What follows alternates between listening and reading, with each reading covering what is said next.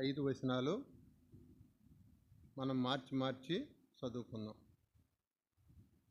కీర్తనల గ్రంథం 105 అధ్యాయం మొదటి 5 వచనాలు మార్చి చదువుకుందాం. యెహోవాకు కృతజ్ఞతాస్తుతులు చెల్లించుడి, ఆయన నామమును ప్రకటన చేయుడి, జనములలో ఆయన కార్యములను తెలియజేయుడి.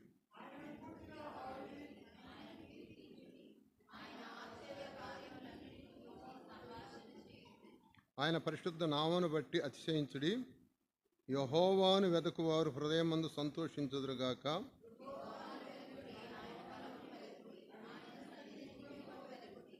ఆయన దాసుడైన అబ్రహాము వంశస్థులారా, ఆయన ఏర్పరచుకునే యాకోబు సంతతి వారులారా, ఆయన చేసిన ఆశ్చర్య కార్యములను జ్ఞాపకం చేసుకుని ప్రభు సాయం కొరకు చిన్న ప్రార్థన చేసుకొని మనం వాక్యాన్ని ధ్యానించాం.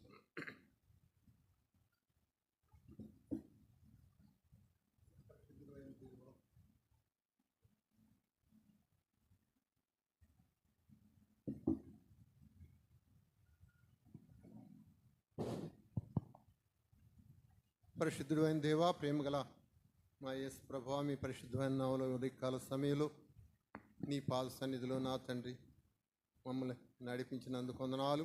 ఇంతవరకు మీ ఘనమైన నామాన్ని కీర్తనల ద్వారా ఘనపరిచి మహింపరిచి ఆరాధిస్తానికి ఇచ్చిన కృపను బట్టి వందనాలు దేవా. మరి ఈ సమయంలో నా దేవ మీ జంగల వాక్యంలో నుంచి కొన్ని లేఖన భాగాలు తీసుకొని మా హృదయాలకు అన్వయించుకొని నా తండ్రి ఏ రీతిలో ఆరాధించాలంటే ఆరాధన వర్తమానాన్ని మా హృదయాలకు అనుగ్రహించే తండ్రి అని మీ సన్నిధిని మేము సంపూర్ణంగా పొందుకుని ఆత్మసత్యంలో ఆరాధించి మహింపరిచే కృప అనుగ్రహించే తండ్రి అని ప్రార్థిస్తాం. మా ప్రభాని యేసునామములో కొద్ది ప్రార్థన చేస్తున్నాం మా తండ్రి, ఆమేన్.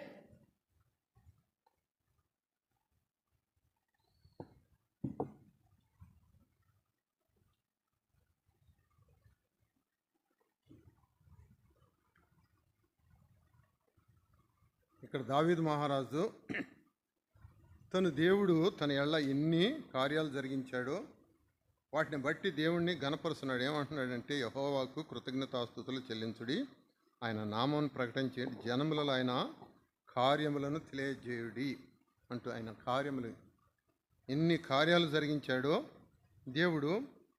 ఎన్నో అద్భుతమైన కార్యాలు, ఆశ్చర్యమైన కార్యాలు మరి యాత్రా జీవితంలో ఇశ్రాయేలీయుల జరిగించినవన్నీ కూడా దావీదు తలపోసుకున్నాడు. అంటే ధర్మశాస్త్రాన్ని దివారాత్రం, అదే కదా కీర్తనల గ్రంథం మొదటి అధ్యాయం మొదటి వచనంలో ఏముంటుంది చదవండి, ఒక మాట చదవండి. కీర్తనల గ్రంథం మొదటి అధ్యాయం మొదటి వచనం.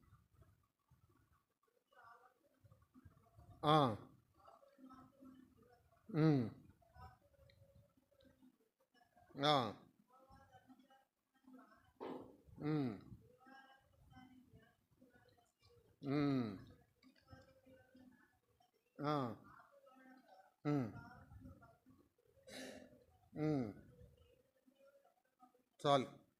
ఏమంటున్నాడంటే దివారాత్రం అంటున్నాడు.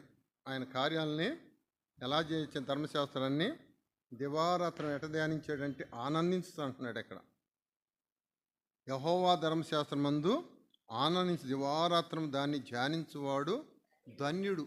కాబట్టి అట్టి ధన్యత నువ్వు నేను కూడా పొందాలని ఇక్కడ దావీదు మహారాజు దీని యొక్క వాక్యం ద్వారా మనతో మాట్లాడుతూ వచ్చాడు. ఈ వాక్యం ద్వారా దేవుడు మనతో మాట్లాడుతూ వచ్చాడు.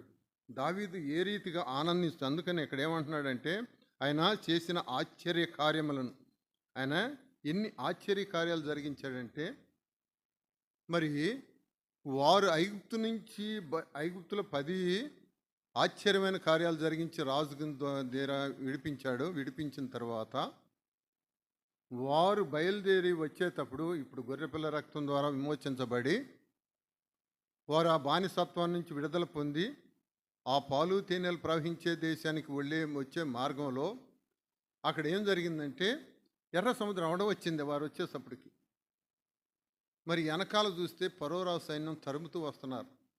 వారు చూశారు. అక్కడ వారు ఎంతో భయపొంది, అక్కడ ఐగుప్తులో సమాధులు లేవని మమ్మల్ని ఎక్కడ తీసుకొచ్చావా, ఇప్పుడు ఏం చేయాలి అని చెప్పేసి వారు మోషే మీద విసిగిస్తూ ఉన్నారు, కోప్పడుతుంటే మోషే అన్నాడు, మీరు దేవుడు చేసే గొప్ప రక్షణ నిల్చుని చూడమన్నాడు. ఆయన చేసే గొప్ప రక్షణ చూడండి అన్నప్పుడు దేవుడు వారి మధ్య వచ్చి ఏం చేశాడంటే ఆశ్చర్యం అన్నమాట. ఆ కార్యం వెనకాల ఏమైనా మేఘంగా వారికి అడ్డుపడ్డాడు. ఇటు వచ్చేసి ఆ సముద్రాన్ని 2 పాయలు చీల్చేశాడు. చీల్చి పాయలు చేసి ఆ మధ్య ఆరిన నేలగా చేసి వారిని ఎర్ర సముద్రంలో నడిపించాడు. ఆ ఎర్ర సముద్రంలో నడిపించినప్పుడు వారు సంతోషంతో ఆ యెహోవాను గానం చేసేది అనే పాట వాళ్ళు పాడుకుంటూ వెళ్ళిన పాట అన్నమాట. అది తర్వాత వ్రాసిన పాట అది. ఆ యెహోవాను గానం చేసేదమని అంటే వాళ్ళు దేవుని యొక్క ఆశ్చర్యమైన కార్యాలను తలపోసుకుంటూ వారు సంతోషంతో దేవుణ్ణి గణపరుస్తూ వచ్చిన దాన్ని ఆ సమయంలో మరి దావీదు మహారాజు లేడు కదా, ఆ ధర్మశాస్త్రాన్ని ధ్యానించే దానిలో ఉన్న సారాంశం తీసుకుని ఆ రోజుల్లో దేవుడు ఎట్టా చేశాడు, ఇట్టి ఆశ్చర్య కార్యాలు చేశాడనే వాటిని తలపోసుకుంటూ ఈయన రాజుగా ఉన్నప్పుడు ఆ ప్రజలకు వివరిస్తూ ఉన్నాడు ఈ మాటల్ని. అక్కడ ఈయన రాజుగా చేస్తూ ఈయన తెల్లారగట్ట 4 గంటలకే లేచి దేవుణ్ణి ఆరాధించేవాడు దావీదు మహారాజు. ఆయన కీర్తనల ద్వారా దేవుణ్ణి గణపరిచాడు. మనకంటే ఈ రోజుల్లో ట్యూన్ చేసేది ఒకళ్ళు, పాడబడేది ఒకళ్ళు, వాయిద్యాలు. అప్పుడు ఆయనే వాయిద్యాలు, ఆయనే ట్యూను, ఆయనే సమస్తం. ఆయన పాట పాడుతుంటే ఆయన గొర్రెల కాపరి దగ్గర ఉన్నప్పుడు ఆ సానికి ఊతుంటే ఆ గొర్రెలన్నీ వచ్చి చక్కగా ఆలకించాయంట. అందుకని దావీదు మహారాజును ఎందుకు నా హృదయానుసారుడు అన్నాడంటే ఒక్క బత్షెబా విషయంలో తప్పితే ఎక్కడ కూడా దావీదు మహారాజు తప్పిపోలా. ధర్మశాస్త్రంలో ఏది కూడా ఆయన పాటించకుండా ధర్మశాస్త్రాన్ని ధ్యానించాడు. దివారాత్రం సంతోషంతో ఆనందంతో దాన్ని ధ్యానించేవాడు. ఈ సైనికులు రాకముందు తెల్లారగట్ట 4 గంటలకు అందరికంటే ముందు ఆ కీర్తనలన్నీ చూడండి, ఆ పక్షులు ఆయన అన్నిటిని వివరిస్తూ ఉంటాడు. ఆ జంతువులు అన్నిటినీ దేవుడిని ఎట్టా స్తుతించిన మరి ఆయన కీర్తనలో మరి అంత విధానంలోకి వచ్చాడంటే దేవుని ఎంత మరి ఆయన సంతోషంతో దేవుని కనపరిచాడు. హృదయంలో నుంచి వచ్చిన మాటల్ని కీర్తనల ద్వారా రాశాడు ఆయన. కాబట్టి ఆయన ఆశ్చర్యం, అందుకని అంటున్నాడు కదా ఇప్పుడు మనం చదువుకున్న దాంట్లో ఆయన ఆశ్చర్య కార్యములని అన్నాడు. చూడండి అక్కడ ఇక్కడ ఏమంటున్నాడంటే 5వ వచనం నేను చదువుతాను. ఆయన దాసుడైన అబ్రహాము వంశస్థులారా, ఆయన ఏర్పరచుకునే యాకోబు సంతతి వారులారా, ఆయన చేసిన ఆశ్చర్య కార్యముల జ్ఞాపకము చేసుకొనుడి. ఆయన జ్ఞాపకం చేసుకోవాలి దేవుడిని. ఎందుకంటే దేవుడు మన ఎలా ఏమి చేశాడో అనే దాని గురించి మనం ధ్యానించుకుని ఉండాలి. అలాగే 40వ కీర్తనల గ్రంథం 40వ అధ్యాయం 40వ అధ్యాయంలో ఈ యొక్క 5వ వచనం చదువు. యెహోవా నా దేవా, నీవు మా ఎడల జరిగించిన ఆశ్చర్యక్రియలను, మా ఎడల నీకున్న తలంపులను బహు విస్తారములు,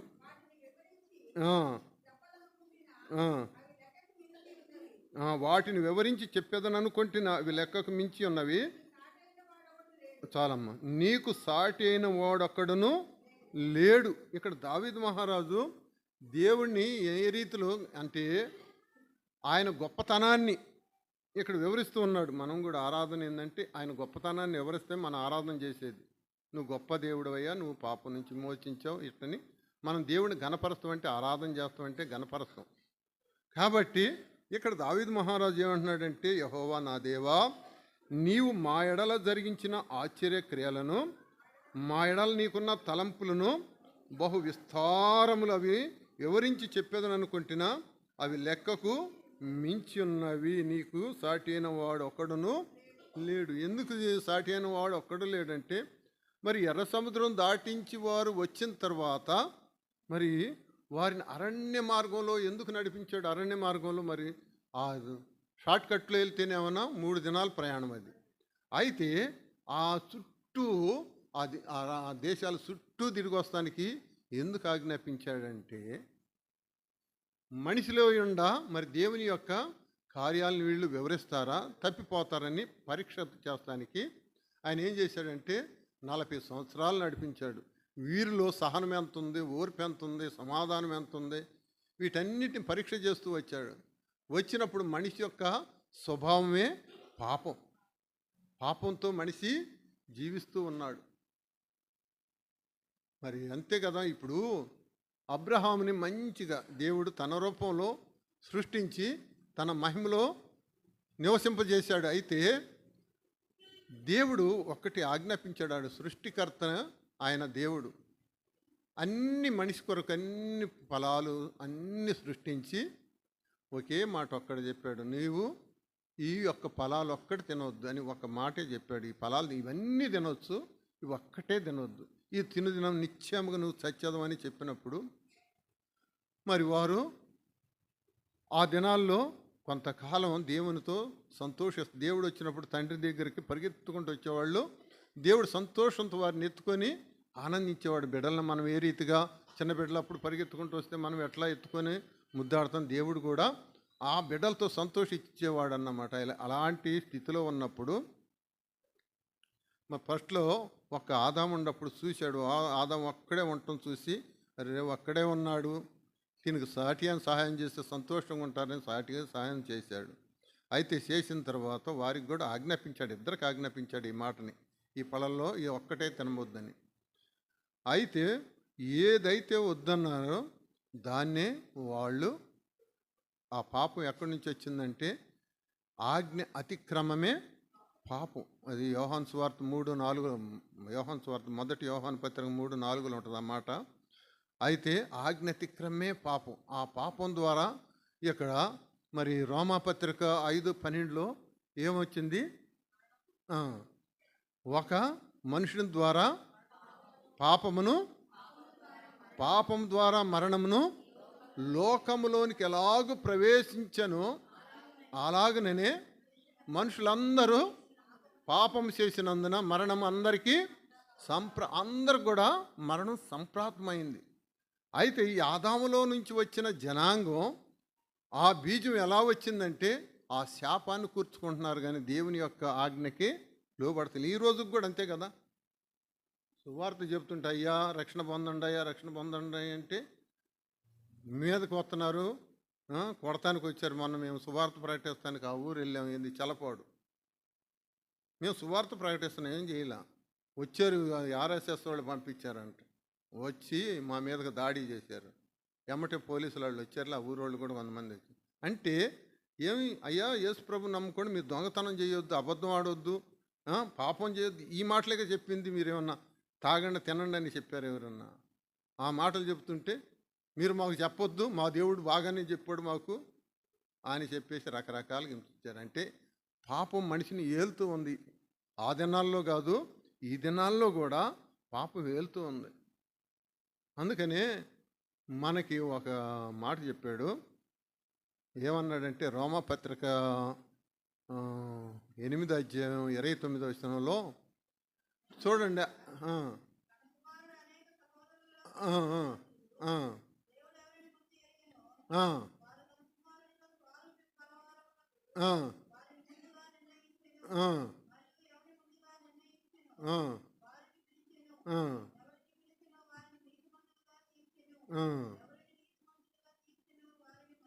చాలు. ఇక్కడ మరి దేవుడు మరి ఆ మాట ఎందుకు రాపిచ్చాడంటే, మరి ఎంతోమంది ఉన్నారు కదా ఈ లోకంలో. మరి ఎంతోమంది అంటే కోట్ల మంది ఉన్నారు. మరి ఆయనకి ఇష్టలైన ప్రజలు ఎంతమంది ఉన్నారు?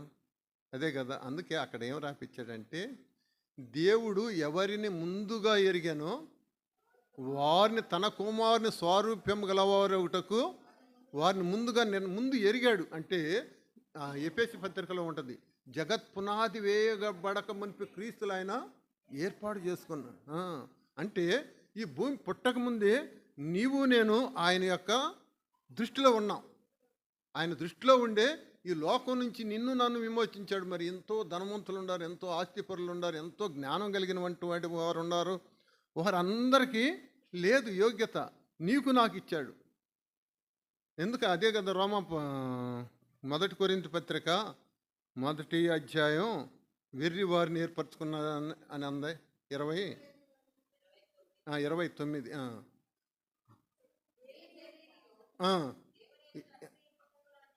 ఏ శరీరయు దేవుని ఎదుట అస్యంపకుండునట్లు జ్ఞానులను సిగ్గుపరచుటకు లోకములో నుండి వెర్రి వారిని ఏర్పరచుకును బలవంతులైన వారిని సిగ్గుపరుటకు లోకములో బలహీనులైన వారిని దేవుడు ఏర్పరచుకొను, ఎన్నికైన వారిని వ్యర్థము చేయుటకు లోకములో నీచులైన వారిని, తృణీకరింపబడిన వారిని, ఎన్నిక లేని వారిని చాలు.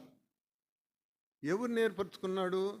ఆయన లెక్కలేనటువంటి వారిని. మరి అదేగా ఇప్పుడు అంది, బలవంతులైన వారిని బలహీనపరచుటకు, జ్ఞానులను సిగ్గుపరచుటకు, జ్ఞానం గలవారిని ఆ జ్ఞానాన్ని వ్యర్థం చేయుటకు, ఇక్కడ వెర్రి వారిని, నీచుల్ని, తృణీకరింపబడిన వారిని, ఎన్నిక లేని వారిని ఏర్పరచుకున్నాడు.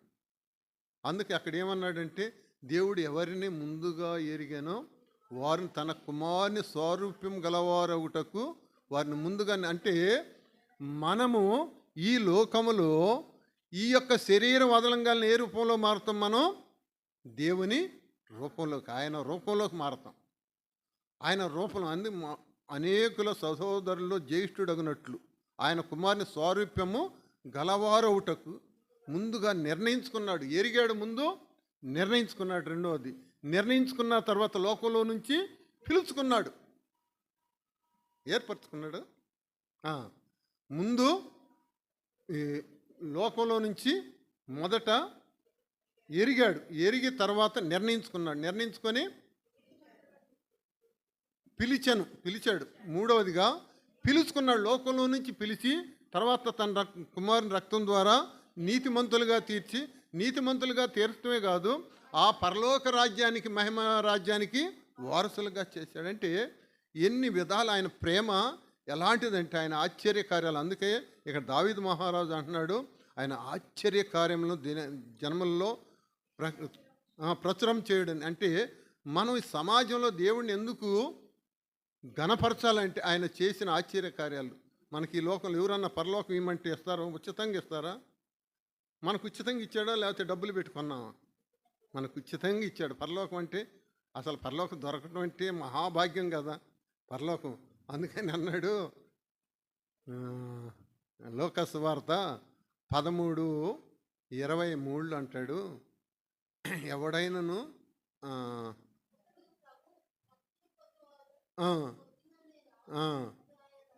అడుగగా ఆయన వారిని చూసి ఇరుకు ద్వారం ప్రవేశింప పోరాడుడి, అనేకులు ప్రవేశింపంటే కాదు అంతే. అయితే ఎందుకంటే రక్షణ పొందిన వారు కొద్దిమందిని, ఆ మాట కోసం చదివించాను అక్కడ. మరి యేసు ప్రభు వెమ్మటే ఆ రొట్టెలు తిన్నారు, ఆ యొక్క దెయ్యాలు పోయినాయి, మరి రోగాలు స్వస్థపడ్డారు, మరి చనిపోయిన వారు బ్రతికారు, ఎన్నో విధాల లాభాలు పొందారు. లాభాలు పొందినప్పుడు ఎట్లా గుంపులుగా వెంబడించారు లేదా? ఆ కుష్ఠరోగులను శుద్ధులు చేశాడు, రోగాలు వచ్చిన దెయ్యాలు వచ్చిన బాగు చేసి అందరం బాగు చేసి శిష్యులకి ఆ కార్యాలు లోకాసు వార్తలోనే ఉంటుంది. ఆ శిష్యులకంటే అసలు రెస్ట్ లేదంట. ఆ అక్కడికి వెళ్ళారంట, సముద్రం దాటి వెళ్ళిన కొండ ప్రాంతంకి వెళ్తే ఎట్టో తెలుసుకున్నారు, వెళ్ళి గుంపులుగా వచ్చారంట. గుంపులుగా వచ్చారని చెప్పేసి వారి అందరికీ మరి స్వస్థపరిచి వాళ్ళకి 5 రొట్టెలు 2 చేపలను పెట్టి ఆహారం పెట్టిన తర్వాత యేసు ప్రభు ఏం చేశాడంటే, ఇక వాళ్ళు వెళ్ళిపోయిన తర్వాత ఏం చేశాడంటే, మీరు దాటి ఆ సముద్రం దాటి అవకాడికి వెళ్ళండి, నేను వస్తున్నానని చెప్పేసి వాళ్ళు వెళ్ళినప్పుడు ఏం చేస్తాడంటే ఆయన ఒక్కడే వెళ్తాడు. వాళ్ళు భయపడతారు. తర్వాత వాళ్ళ సముద్రం మీద నడిచి వెళ్తాడు. ఆ దరికి వెళ్ళిన తర్వాత ఈయన వస్తున్నాడని ఎట్లా కనుగొన్నారో కానీ ముందుగానే వెళ్ళి అక్కడ జనాలు గుంపులుగా ఆ పట్టణం పేరు ఏం పేరు అంటే కపెర్నహూంకి వస్తాడు. అక్కడికి వచ్చినప్పుడు ఆ జనాలు ఆ ఇంటి నిండా కిక్కిరిసి ఉండారంట. మరి ఆ శిష్యులు మరి భోజనం చేసిన సమయం కూడా లేదు వాళ్ళకి, రేత్రి బొగులు కూడా ఒకటే పని. యేసు ప్రభుకి రెస్ట్ లేదు, వాళ్ళకి రెస్ట్ లేదు. అయితే అవి చేసుకుంటూ వచ్చిన తర్వాత కొంత దూరం వచ్చిన తర్వాత మెల్లిమెల్లిగా ఒక్కొక్కళ్ళు బాగుపడ్డవాళ్ళు మర్చిపోయారంటే ఈ మాట ఎందుకు చెబుతున్నానంటే, మన విశ్వాస యాత్ర జీవితంలో కూడా కష్టం రాగానే ఈ దేవుడు ఏందంటారు, మరి ధనం వచ్చినప్పుడు నాకు రెస్ట్ లేదంటారు. అంటే రకరకాల యొక్క చెప్తారన్నమాట. చెప్పి ఈ లాస్ట్కి వచ్చేది ఇరుకైన ఇబ్బంది అయినా శోధన అయినా బాధ అయినా అన్నిటిని తట్టుకుంటూ వస్తారు చూడు, వాళ్ళు కొద్దిమంది అవుతారు. అందుకని మరి అక్కడ ఆయన అంటున్నాడు, రక్షించబడిన వారు కొద్దిమందేనా అంటున్నారు. మరి అంతమందిని రక్షించాడు కదా, కొద్దిమందేనా అంటాడు. అందుకనే ఇరుకు ద్వారం ప్రవేశింప పోరాడాడని ఆ మాట అక్కడ. అందుకని ఎందుకంటే ఆ కొద్దిమంది, మరి లోకంలో అంతమంది ఉంటే అంతమందిని రక్షించుకోవాలా. దేవుడు ఎవరిని ముందుగా ఎరిగిన వారిని నిర్ణయించుకున్నాడు. నిర్ణయించుకున్న వారిని పిలిచాడు. పిలిచిన వాళ్ళని నీతిమంతులుగా తీర్చి ఆ నీతిమంతుల్ని మహిమరాజ్యానికి వారసులుగా చేశాడు. అంత గొప్ప.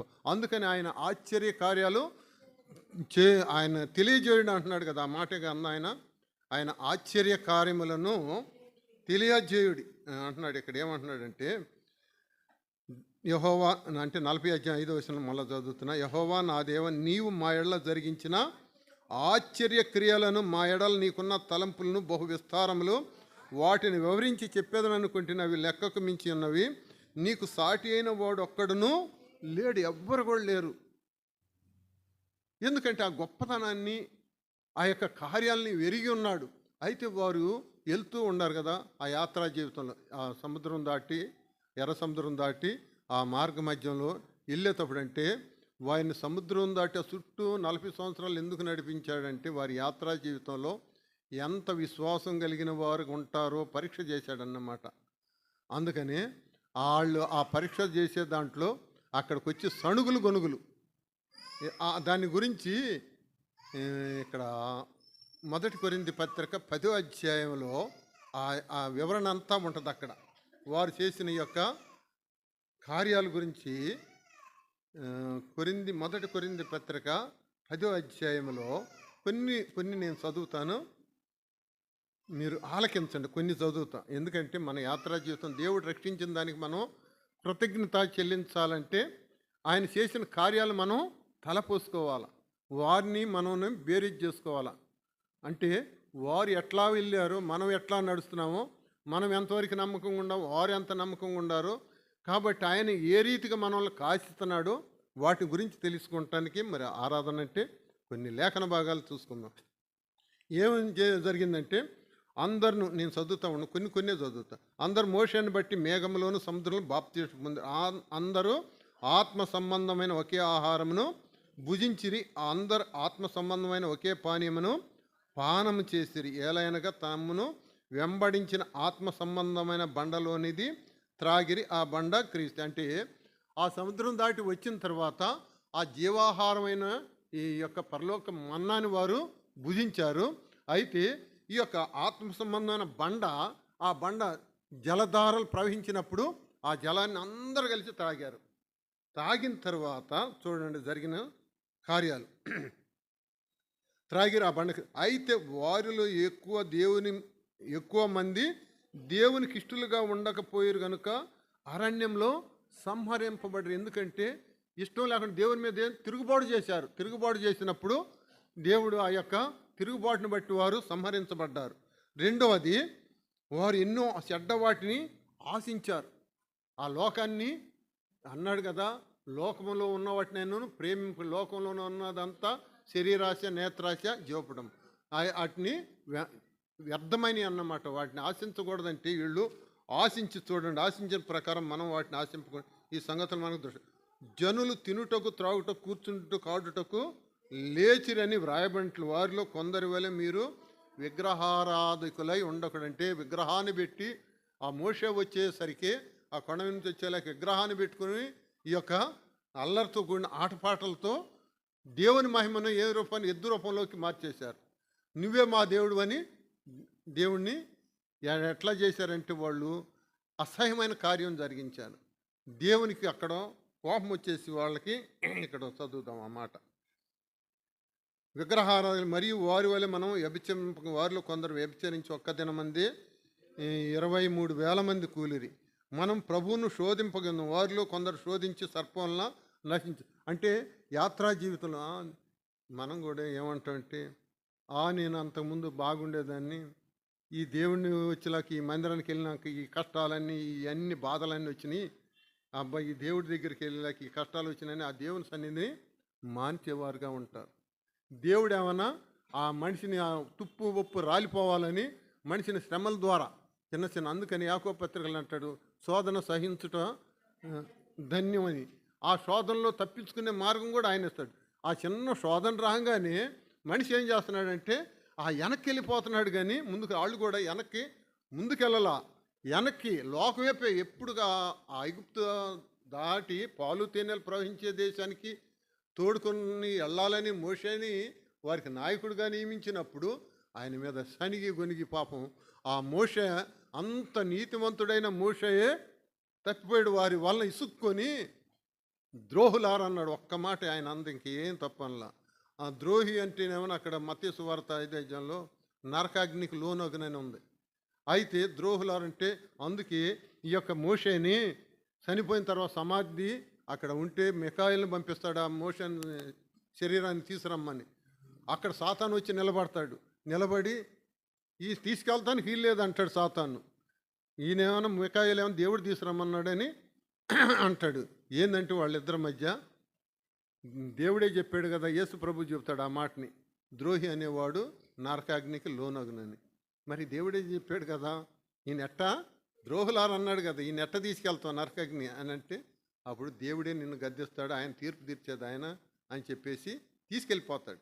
అంటే మోషేని తీసుకెళ్ళిపోతాడు, మిఖాయిలు దేవత తీసుకెళ్ళి.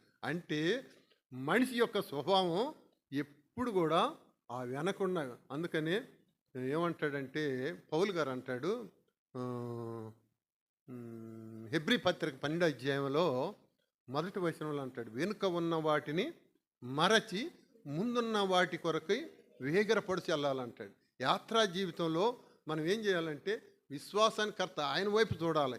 ఇక్కడ దావీదు మహారాజు చూడండి, ఆయన ఆశ్చర్య కార్యాలు తలపోసుకొని తను ఎళ్ళ ఏం జరిగించాడో వాటిని ఇక్కడ వివరిస్తూ ఉన్నాడు 40 ఇంకో మాట చదువుకుందాం.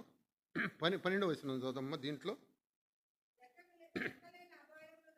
లెక్కలేని అపాయములు నన్ను చుట్టుకొని ఉన్నవి, నా దోషములు నన్ను తరింపట్టుకొనగా నేను తల ఎత్తి చూడలేకపోతుని, లెక్కకు అవి నా తల వెంట్రుకలు మించి. చూడండి, తను తాను చూసుకున్నప్పుడు దేవుని ఎంక చూశాడు, తన ఎంక చూసుకున్నాడు. అప్పుడు ఏమంటున్నాడంటే లెక్కలేని అపాయములు నన్ను చుట్టుకొని ఉన్నవి, నా దోషములు నన్ను తరిమి పట్టుకొనగా నేను తల ఎత్తి చూడలేక, లెక్కకు అవి నా తల వెంట్రుకలు. అంటే ఆ దోషాలు అవి అంత మించిపోయి ఉన్నాయి అని సెలవిస్తున్నాడు.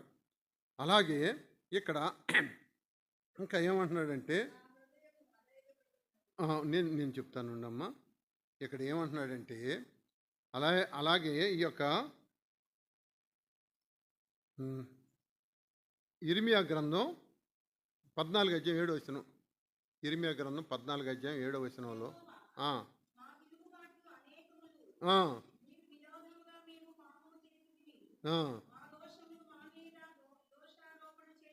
చాలు చాలు.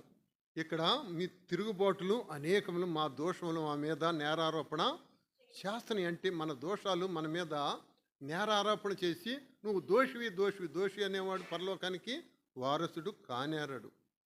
కాబట్టి ఇక్కడ ఆ ఇశ్రాయేలు ప్రజలు ఆ యొక్క ఇర్మియా ప్రవక్త వారు నిల్లి చేసినప్పుడు వారు అంటున్నారు, ఆ యొక్క మా తిరుగుబాటు క్రియలు అనేకంలో, మా దోష క్రియలు మా మీద నేరారోపణ చేయిస్తున్నాం అంటున్నాడు.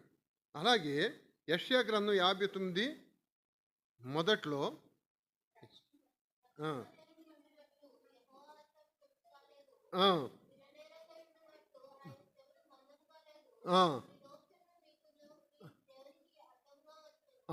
మీ దోషములు మీకును మీ దేవునికి ఏమొచ్చినాయి?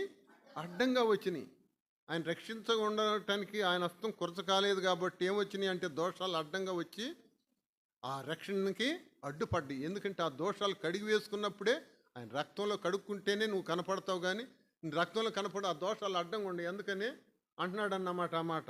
ఆ దోషాలు ఇక్కడ ఏమైనా తిరుగుబాటు క్రియలు చేయిస్తూ మా మీద నేరారోపణ చేస్తున్నాయని ఇర్మియా ప్రవక్త ద్వారా సెలవిస్తూ వచ్చాడు. ఇక్కడ ఏమన్నా యెషయా ప్రవక్త ద్వారా మీ దోషములు మీ దేవునికి మీకు అడ్డం వచ్చినాయి అని చెప్తున్నాడు.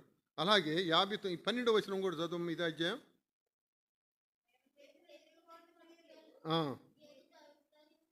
ఆ,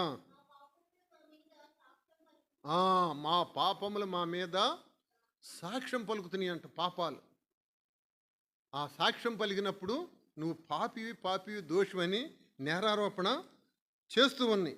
అలాగే ఇక్కడ 65 కీర్తనలు 3వ వచనంలో, 65 కీర్తన 3వ వచనంలో, కీర్తనలో 65:3 చాలు.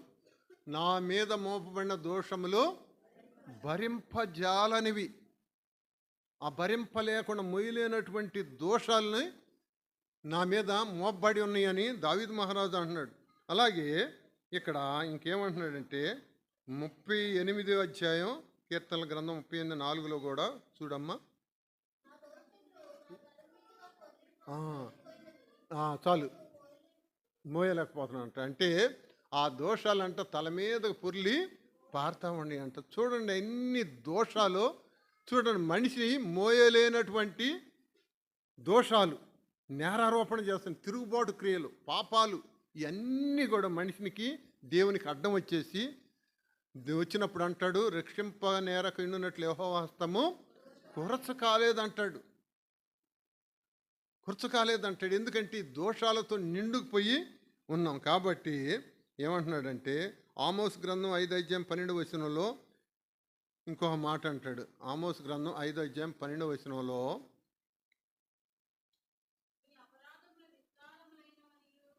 మీ అపరాధములు విస్తారములైనవనియు మీ పాపములు ఘోరం విస్తారమైనవి. ఘోరమైనటువంటి అపరాధాలు ఏమైనా విస్తారంగా ఉండయి, పాపలు ఘోరమైనవి అని సెలవిస్తూ ఉన్నాడు. ఆమోసు పలుకుతూ ఉన్నాడు. కాబట్టి ఈ యొక్క 116వ కీర్తన జీయమ్మ. కీర్తనల గ్రంథం 116.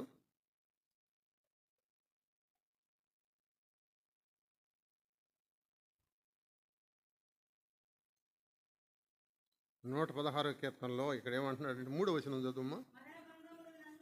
మరణ బంధములు నన్ను చుట్టుకొని ఉండెను, పాతాళపు వేదలను నన్ను పట్టుకొని ఉండు, శ్రమయు దుఃఖమును నాకు కలిగాను. చూడండి, ఇక్కడ దావీదు మహారాజు అవన్నీ కూడా చూస్తూ వస్తూ, మరణ బంధకాలు నన్ను పట్టుకొని చుట్టుకొని ఉండి, పాతాళపు వేదన నన్ను పట్టుకొని ఉండి, శ్రమయు దుఃఖము నాకు కలిగినప్పుడు యెహోవా దయచేసి నా ప్రాణమును విడిపింపమని యెహోవా నామమును బట్టి నేను మొరపెట్టుని. యెహోవా దయాళుడు నీతిమంతుడు, మన దేవుడు వాత్సల్యత గలవాడు. 8వ వచనం, మరణము నుండి నా ప్రాణమును, కన్నీళ్లు విడవకుండా నా కన్నులను, జారి పడకుండా నా పాదములు నీవు తప్పించి ఉన్నావు. చూడండి, ఎప్పుడైతే ఇవన్నీ నిండుకుపోయినప్పుడు దీనుడై దేవుని దగ్గరకు వచ్చినప్పుడు, దేవుని బ్రతిమలాడుకున్నప్పుడు, ఇక్కడ యెహోవా ఎలాంటి వాడు? దయాళుడు నీతిమంతుడు. 5వ వచనంలో ఉంటుంది, యెహోవా దయాళుడు నీతిమంతుడు, మన దేవుడు వాత్సల్యత గలవాడు. కాబట్టి ఆ ప్రార్థన ఆలకించి ఆ మాట అదే అంటాడు, ఎవడు దీనుడై నా మాట విని వణుకుచుండును వానిని నేను దృష్టించున్నాను అంటాడు. ఈ దీనుడై దేవుణ్ణి మొరపెట్టినప్పుడు ఆ దృష్టించి ఆలకించి ఆయన వాత్సల్యత చొప్పున, ఆయన కరుణ చొప్పున ఇప్పుడు ఏమంటున్నాడంటే 8వ వచనంలో, మరణము నుండి నా ప్రాణమును, కన్నీళ్లు విడవకుండా నా కన్నులను, జారి పడకుండా నా పాదములను నీవు తప్పించి ఉన్నావు. మన యాత్రా జీవితంలో కూడా మనం కూడా అనేకమైన పాపాలు, అనేకమైన బంధకాలు, అనేకమైనటువంటి మరి తిరుగుబాటు క్రియలు మన మీద సాక్ష్యం పలికినప్పుడు వాటన్నిటిలో నుంచి అయ్యా నన్ను విడిపించని మనం ఎప్పుడైతే దేవునికి విధేయత చూపించావు, మన పాపాలన్నిటినీ ఆయన భరించి ఆ పాపాలన్నిటిని అగాధ సముద్రంలో పడవేశానని అంటాడు. అగాధ సముద్రంలో పాపాలన్నీ తీసుకెళ్ళి అగాధ సముద్రంలో మీ పాపంలోకి ఎన్నడూ కూడా జ్ఞాపకం చేసుకొని అంటాడు యెషయా గ్రంథం. మీ పాపంలో ఎన్నడూ కూడా జ్ఞాపకం చేసుకొని అంటాడు. కాబట్టి నేనే నా చిత్తానుసారముగా నీ అతిక్రమలన్నిటినీ తుడిచివేసి ఉన్నాను అంటాడు. అలాగే ఇక్కడ ఏమంటున్నాడంటే 12వ వచనంలో, ఇక్కడ చదువమ్మ 12వ వచనం. యెహోవా నాకు చేసిన ఉపకారములన్నిటికీ నేను ఆయనకి ఏమి చెల్లించుదును? రక్షణ పాత్రను చేతపుచ్చుకొని యెహోవా నామం ప్రార్థన చేసేదను. యెహోవాకు నా మ్రొక్కుబళ్ళు చెల్లించదను. ఆయన ప్రజలందరి ఎదుటనే చెల్లించదు. చాలు. ఇప్పుడు మనం ఏం చేయాలి? ఆయన ప్రజలందరి ఎదుటనే, ఆయన ప్రజలంటే ఆయన రక్తంచే విమోచించిన బిడల మధ్య నిన్ను దేవుడు ఏ రీతిగా నిన్ను ఆ మరణం నుంచి తప్పించాడో, అతిక్రమాల నుంచి తప్పించాడు, ఆ దోషాల నుంచి కాపాడాడు, వీటన్నిటిని బట్టి అక్కడే అంటున్నాడు కదా, మరణం నుండి నా ప్రాణమును, కన్నీళ్లు విడవకుండా నా కన్నులను, జారి పడకుండా నా పాదములను నీవు తప్పించి ఉన్నావు. తప్పించిన దేవుడు. తప్పించి ఇంకొక మాట చదువుకుందాం. ఇది 40 అధ్యాయం, కీర్తనల గ్రంథం 40 అధ్యాయంలో చివరిగా ఆ వచనం చదువుకొని మనం ఆరాధనలోకి వెళ్దాం. చదువమ్మ. నాశనకరమైన గుంటలో నుండి, జిగడగల దొంగ ఊబిలో నుండి ఆయన నన్ను పైకెత్తెను. నా పాదములు బండ మీద నిలిపి నా అడుగులు స్థిరపరచెను. తనకు స్తోత్ర రూపము క్రొత్త గీతం మన దేవుడు నా నోట చాలు. ఇక్కడ ఎన్నో నాశనకరమైనటువంటి గుంట అంటే సమాధి నుండి విడిపించిన వాడిగా ఉన్నాడు. జిగడగల దొంగ ఊపి అంటే ఆ పాపంలో మునిగిపోకుండా ఆయన పాపం నుంచి పైకి లేవనెత్తిన వాడిగా ఉన్నాడు. ఆ పాదముల బండ మీద నిలిపి అడుగులు స్థిరపరిచాడు. ఇప్పుడు తనకు స్తోత్ర రూపం ఒక క్రొత్త గీతంను మన దేవుడు నా నోట ఉంచింది. చాలు. ఎంతవరకు అంటే అందుకని ఇక్కడ ఏమన్నా 116 దాంట్లో కింద రక్షణ పాత్ర చేసిన యెహోవా నాకు చేసిన ఉపకారములకై నేను ఆయనకేమి చెల్లించుదని రక్షణ పాత్ర చేత పట్టుకొని యెహోవా నామమున ప్రజలందరి ఎదుటనే మొక్కుబళ్ళు చెల్లించి దేవుణ్ణి మనం ఆ రీతిగా గనపరచాలి. ఎందుకంటే వాటన్నిటిలో నుంచి మనల్ని విడిపించాడు. ఉచితంగా ఇచ్చాడు రక్షణ. ఒక్క మాట చెప్పాలంటే ఉచితంగా రక్షణ. మనం అయ్యా పాపినని నీవు నోటితో ఒప్పుకొని హృదయంలో నా పాపాలన్నీ తీసివేయి నిన్ను నా రక్షకుడు అంగీకరిస్తున్నానని నువ్వు నోటితో అంటే ఆ మాట రోమాపత్రిక 10వ అధ్యాయం 8వ వచనంలో ఉంటుంది. చూడండి, రోమపత్రిక 10వ అధ్యాయంలో ఆ మాట ఉంటుంది. 9వ వచనం 10వ వచనంలో అదేమనగా, యేసు ప్రభువుని నీ నోటితో ఒప్పుకొని దేవుడు మృతుల్లో నుండి ఆయన లేపని నీ హృదయంలో విశ్వసించి నీవు రక్షించబడదువు. ఏలయనగా నీతి కలుగునట్లు మనుషుడు హృదయంలో విశ్వసించును, రక్షణ కలుగునట్లు నోటితో ఒప్పుకొందును. ఏమనగా ఆయన యందు విశ్వాసముంచు వాడెవడును సిగ్గుపడడు. ఇప్పుడు చాలు. ఇప్పుడు రక్షించాడు. రక్షించిన వాడిని గొప్ప చెప్పుకుంటారా? ఏం మాట్లాడకుండా ఉంటే దేవుడు ఏడుస్తూ ఉంటాడు. అంతే కదా. ఇప్పుడు ఒక మనిషి కొరకు ప్రాణం పెట్టినప్పుడు జనం ఉండరు. అయ్యా ఆయన వల్ల నేను బ్రతికానని చెప్తే ఎంత ఘనంగా ఉంటుంది. నీవు ఎట్లా ఏం మాట్లాడకుండా ఈయనేం చేస్తాడు? ప్రాణం పెట్టిన అతను దుఃఖపడతా ఉంటాడు. అలాగే యేసు ప్రభు కూడా నువ్వు ఆరాధన చేయకపోతే దుఃఖపడుతూ ఉంటాడు. ఎందుకంటే నేను నా ప్రాణాన్ని అంటే నా రక్తాన్ని చివరబొట్టు వరకు వారు కార్చి వారిని పాపం నుంచి ఆ యొక్క చెడుతనాన్ని నుంచి విడిపించి వారి కొరకు నా ప్రాణాన్ని దారపోసాను కదా. చూడు, వాళ్ళు ఏమన్నా కృతజ్ఞతగా నన్ను గణపరుస్తున్నారని చూసి అక్కడ ఉండి ఏడుస్తూ ఉంటాడు ఆరాధన చేయకపోతే. కాబట్టి దేవుడిని హృదయమార సంతో. అందుకనే తెల్లారగట్టలేసి 4 గంటలకు మరి మహారాజు దావీదంటే ఎక్కడ అపజయం లేదు. ఆయన వెళ్ళిన చోటల్లా విజయమే వచ్చింది. ఎందుకంటే దేవుడిని ముందు పెట్టేవాడు. యుద్ధానికి వెళ్తుంటే దేవుడిని ముందు పెట్టి వెనకాల ఈయన ఉండేవాడు.